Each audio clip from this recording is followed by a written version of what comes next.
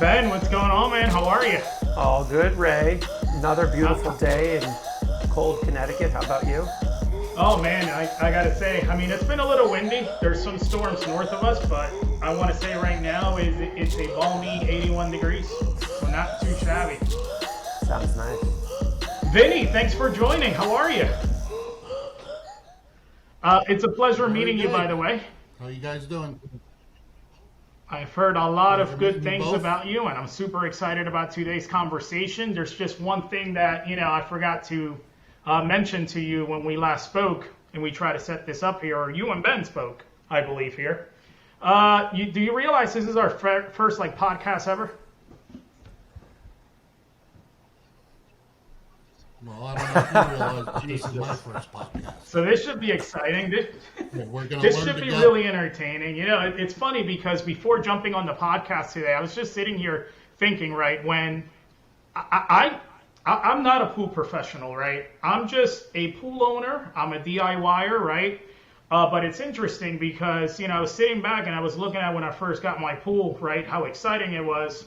And I started this group really because a couple of my friends, once they saw my pool, they went and got pools, right? So we were kind of just sharing like pictures back and forth. And here it is, I want to say 5 years later, and I'm doing a podcast about pools. So, pretty excited. Thought I'll let give you guys a little background on the pool page and everything else for those of you guys that are listening in or watching. But yeah, Vinny, we are super excited to have you. As I mentioned, we have this pool group. There's currently close to 34,000 members, and constantly, right, as you might imagine, we got a lot of people that are now starting the thinking about getting a pool process, or maybe they're at the point now where they're, getting quotes and just doing different things, getting in basically setting themselves up for a pool build, right? And with that said, as exciting as it is, I'm starting to also notice a pattern where there's a lot of people that have had some mishaps, right, with their pool build process, and things just, haven't been smooth from, hey, maybe I gave my pool builder a deposit and I never heard from him ever again, all the way down to, pools that are finished maybe 50, 60%. So I really wanted to make this first podcast about that, right? How do we educate that person that's currently looking to having a pool build? How do we educate them enough so when they're out there, they know what questions to ask, right? But most importantly, to make sure that obviously they're not getting screwed, right? And from a financial perspective. So again, we're super thrilled that you're here. How many years have you been in the business? 36 years. And Second generation pool builder, my family, father, uncles were Wow, all so That's 36 longer than I've been alive. well, so I must have been, I was probably like 6 years old when you first started to get in the pool build page here. I'm sure that's making you feel really comfortable, Vinny, right? And so glad that you joined this podcast today. I'm at that point. So tell us a little bit more about My what's father that? my father told me my father told me as I get older you ain't gonna like it as much because it's hard on your Yeah, body. I'm sure. I am sure. I mean, I see people like just doing work in general outside in the heat. I've seen pictures that people have shared of like pool builds. Look, I got to tell you, I would one day love to build my own pool, right? Just basically pick out what I want. Both of my pool ownership instances have all been like, pre-installed pools just that I acquired with the purchase of our home. But one day I look forward to maybe doing that, but I got to tell you, after seeing some of these things, I'm like, do I really want to look forward to that, right? But to your point, I can only imagine. I mean, these guys are out there, in the heart of winter in some cases, if you're somewhere where it's cold or even in the summer, just capitalizing on every bit of opportunity that they have to get these pool builds completed. So, kudos to you, man. I work from an office, so I could not do what you do, but thank God there's people like you out there, right? So, I'm sure the community appreciates it. So can you share a little bit about your company? I'm the owner of a company called Natural Aquatics in Newtown, Connecticut. I only build gunite and shotcrete pools. So basically, concrete pools. If your viewers don't know, but I do all the mason work, the plumbing. I'm still in the field, hands-on. Every day doing my thing. Just like you said, you're not a pool man. As I go on these jobs, I tell everybody I'm just a pool man. So that's what I That know. is awesome. And you know what? I have some questions that obviously, like, they were like must-ask questions that I had for you. But, you brought up something interesting, a few seconds ago where you work on basically concrete pools is how you worded it, right? The reality is, so I have a question for you, right? There seems to be this, 50% of the people say, hey, if you live in a cold climate, you must have a vinyl pool. And then I see other people saying it doesn't really matter. Can you talk a little bit about that? Because I see that all the time, even like new members join our page and they're like, hey, you know what? I live in the Northeast. Should I be looking at liner or should I be looking at, I have a Pebble Tech, I guess is what they call it, on mine here, gunite. Can you talk a little bit about that? Yep. Well, as I tell my clients when I first meet them, there's nothing wrong with an above ground pool. There's nothing wrong with a liner pool, a fiberglass pool, or a gunite pool. My look at the Northeast, where I work in Fairfield County and Westchester County, the housing market is really taken off, and these houses are worth a lot of money nowadays. The gunite pool industry, there was a time when the gunite pools really didn't add any value to your house. At this point, since COVID, they're actually people are actually looking to buy a house with a pool. So the value, you're getting your money back now. But the value of a house now, to put a liner pool or an above ground pool or even a fiberglass pool on these houses, it doesn't do the house any justice. It doesn't. There's no payback on it. Will it cool you off on a hot day? Absolutely.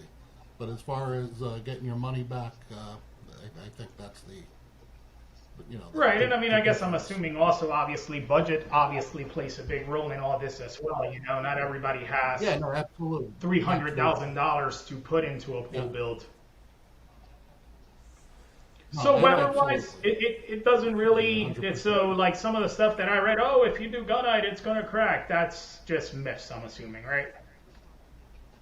No, it's just like anything else. A liner pool, if you get a bad builder, they won't put the proper base on it. A bad gunite guy will do a horrible job. It's all. Now up to I've the building seen some of the builds that you've done. Obviously, I was on your website, and Really nice. yeah, I gotta get you to fly down here, and I brought you on like the most popular podcasts in the world, right? I mean, it's going to be, right? So that counts for something. So yeah, so hopefully you'll come out here and do a build. But all kidding aside, I want to talk a little bit about the building process, right? Seems to be a headache from what I've seen for some. Seems to be the best experience ever for others. So as a homeowner, right, if I'm choosing a pool builder, what steps should I be taking when selecting a pool builder? I know nothing about pools. Let's just take it from that perspective. I can only tell you on the feedback I get back from my clients. And a lot of my clients tell me that I've answered all their questions. So in my industry, I consider myself a geek. So not only do I know construction, I know plumbing, I know automation, I know electrical, I know masonry, so I can tie all these in. I do my own renderings.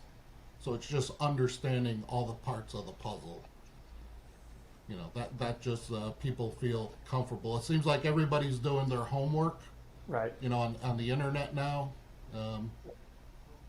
And from the response I'm getting, it's like a lot of pool guys only know so much. Or a lot of pool companies will just hire a professional salesman. And basically, they're just a salesman. They're not a pool builder. So they're not able to answer those questions. Is it a common practice then that a pool builder will send out a sales rep So it's not common for the homeowner to engage and interact with the actual builder itself. Is that like a common trend? No, I think it's very common for I would say the bigger companies probably realistically have salesmen. The smaller companies, you'll be owner operator. I had a question. So when I sell them What I see a lot Yeah, in the group and other places, people that have started the build, so they've hired the pool builder, the dig has happened, and then a lot of times they're posting photos and videos saying, we signed the contract, I sent the deposit, they dug immediately, and they haven't come for 2 weeks. And they don't know what's next, they don't know what to expect. Obviously, a lot of this has to come down with who they've engaged with and the level of communication and service that they're giving them. But what I think would be helpful is if you explain from signing the contract to the first jump into the pool, kind of like the big milestones, so that the viewers that are in a build right now and they have just got, I don't know, the rebar, so they see that all over in the pipes, they don't really know what's next. And then there's others before or after that are equally lost. I think it would be helpful just from an education perspective, start to finish, big milestones. Well, upon signing a contract, that's the first step. At least in my world, It helps. You got to have a contract. It helps, but it's amazing that people in my contract. As I tell people, my contract is very detailed, and I advise people on that. It might seem a little extreme, but everything is detailed. Once you dig in the ground, you don't know what's in that ground. So in the Northeast, we're dealing with ledge. It can be extremely expensive to remove, and it's unknown. Until you get that excavator there and you start digging it, you just don't know what you're going to find in the ground. And those are clauses in the contract because it's just no one knows what's in the ground. So it's a clause. If we do hit ledge, it's an extra. But upon signing the contract, we get a permit. Permit by itself, where I'm from, can take a month or two just to get a permit. So there's 2 months right there. Then you start the excavation. Again, we could hit ledge, we can hit sand. Last year I hit an underground river. First time I ever did that in 36 years. With water coming in like I've never seen. It was mud, it was just, it was a major obstacle that it just took time to understand how to deal with it.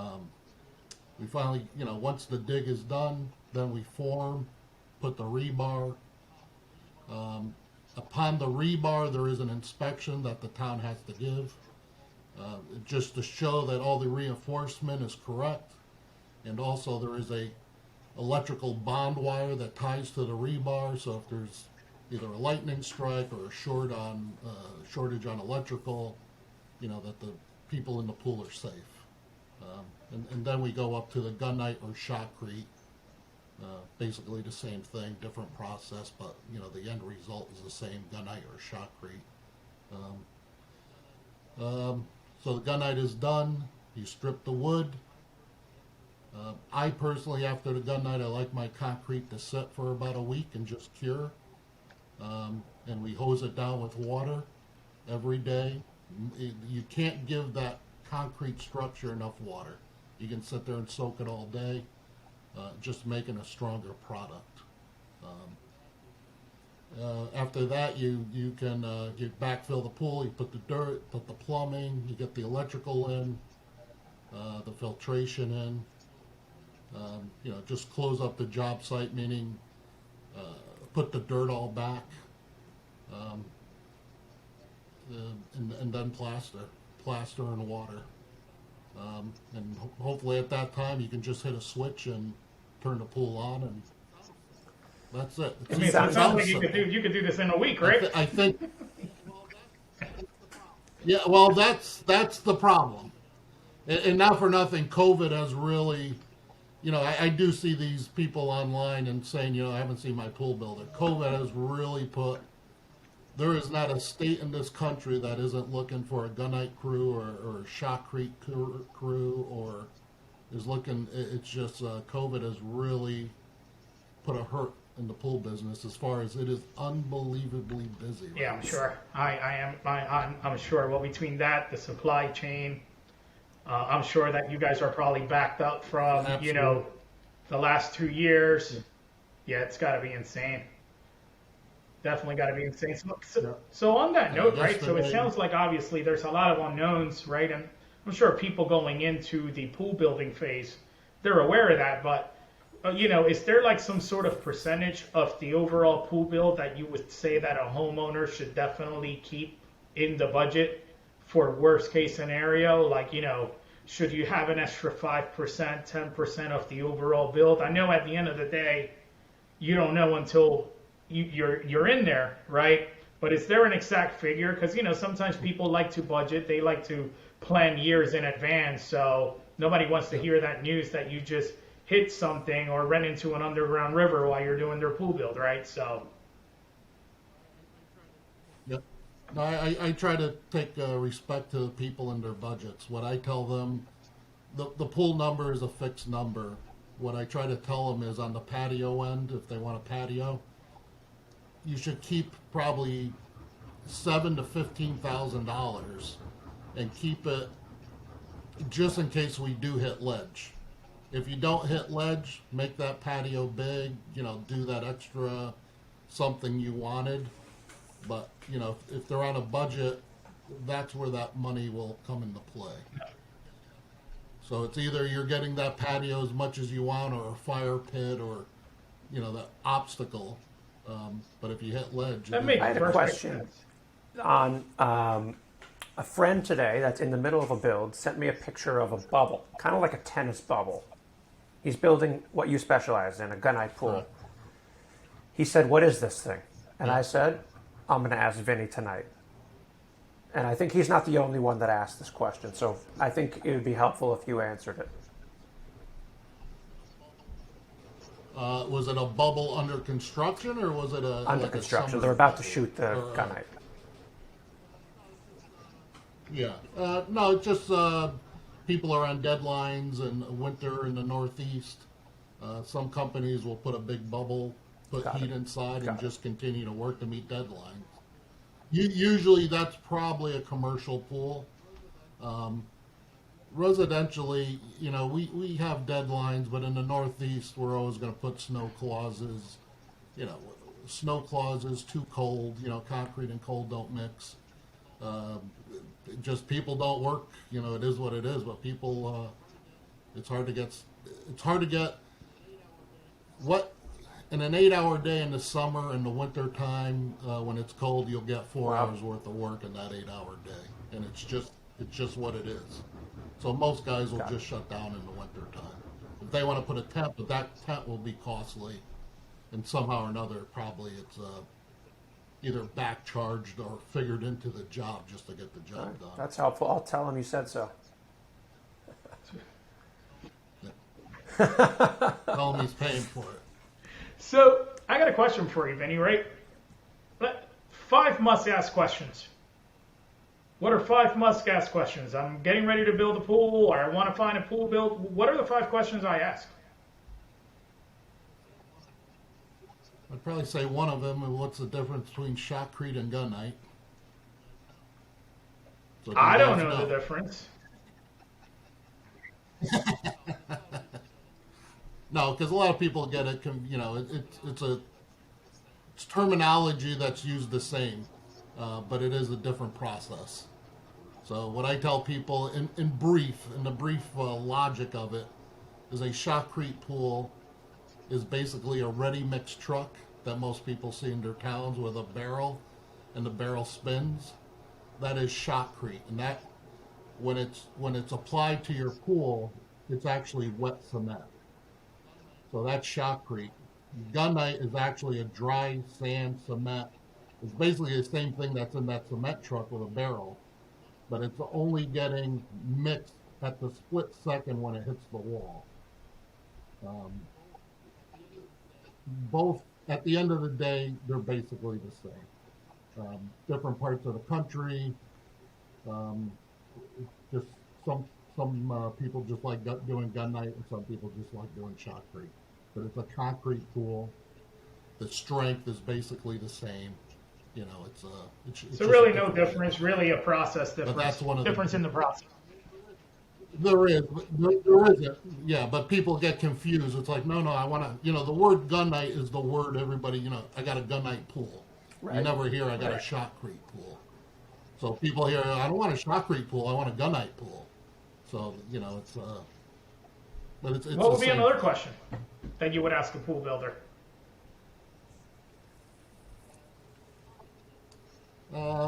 Probably depth. Interesting. People are, What do you just what should we do recommend? for depth. What do you recommend What right I tell now? people- I know it's not the diving board era that passed. Yeah, I don't do diving boards. I think a lot of companies are staying away from it. So if you put a diving board in, the floor has to have a specific pitch. The width of the pool has to be specific. The diving board has to be specific to the depth. I think most pool guys will stay away from it because if there ever is an issue, they will check all these parts of the puzzle. So I think most pool guys will stay away from it. And that goes with a slide, diving board. We Okay, do I've diving seen that. rocks. So we just got a natural boulder. We put it on the edge. If they have kids, it always seems like the kids are like, "What I got to do with jumping off a rock?" But once you install it, it seems like they enjoy it more than a Yeah, diving. I have seen a lot of that, and I quite honestly, I think it even looks better. I mean, from an aesthetics, having a big rock. Yeah.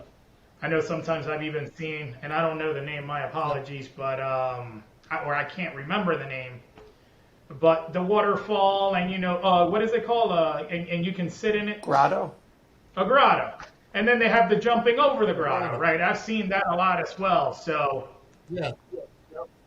it's pretty cool, and I'm assuming I think a lot of people No, are also that's- staying away from diving boards. It seems like from what I've read online as well on the page, insurance. A lot of insurance companies won't even write a policy if your house has a diving board. That's what happened to Absolutely. me when I moved in, Absolutely. and then the assessor came by to verify everything about the house. They sent me a notice that they were canceling my insurance, and I had just moved in. We just knocked out the diving board right away, and they reinstated us. But yeah, it's a huge liability. Yeah. So suppose no diving board. What are you recommending to your clients on depth? What I tell my clients is what's their living situation. So in other words, do they have kids, and if they do, how young are they? Is it just an adult pool? Do they entertain? You just try to understand their situation and how they plan on enjoying the pool. If it's a younger couple, younger kids or grandkids, 3 to 3.5 feet in the shallow end. Common is 5 feet in the middle of the pool. I like to do 4.5. And I like to extend my shallow area a little bit longer. This way you can play, you can play volleyball, basketball, whatever. You can just hang out more in the shallow end of the pool. Traditionally, it's shorter and deeper than what I do. It just makes it more useful. And then as far as depth, if they want a diving rock, 7-8 feet. So a diving rock doesn't give you, doesn't force your body into the water like a diving board. Doesn't give that energy. But still 7-8 feet. If the people are tall, as crazy as that may sound. Some people, I'm just doing one now where it's 5 feet deep and they just want to entertain people. So That's they're awesome. just going to hang around the whole pool. So they're really just 5 feet deep. And Yeah, ours is 5.5 feet. Our last pool was all the way down to, I want to say the deepest end was like 7.5, 8 feet, right? We use this one more than we use the other one. I mean, we just want to chill out in the pool. There's a lot more space to stand and just, hang out as a family. So, hey, we're running short on time here, but I do have one more question, if you don't mind me asking. Must-have equipment. Are there any must-haves? Like I see a lot of touchscreen this, touchscreen that, and you know you can control your pool Yeah, from I your would, trip to the Bahamas. that's one of them. I would either say LED lights or color changing LED lights or automation. I think those are the big things, and you need the automation to control the LED lights. So I guess the So must must have would have be the automation. automation. Got it. Got it. You know, just go on your phone and you can turn on the heat. I tell people if you have a spa, you definitely need automation because you don't want to start turning valves. You could be draining the spa unintentionally, and the automation just hit a button and it's done. So those are the two. Automation, it sells itself nowadays. You don't even have to really sell it. People want it. And it doesn't seem like it adds significantly to the cost of the overall equipment anyway, from what I've seen. I mean, there's obviously an increase, but They got yes, they got simple and then they got elaborate. I just worry with, obviously that stuff is always exposed to the elements. There's always that, but that's just me. Maybe I think a little old school still, So.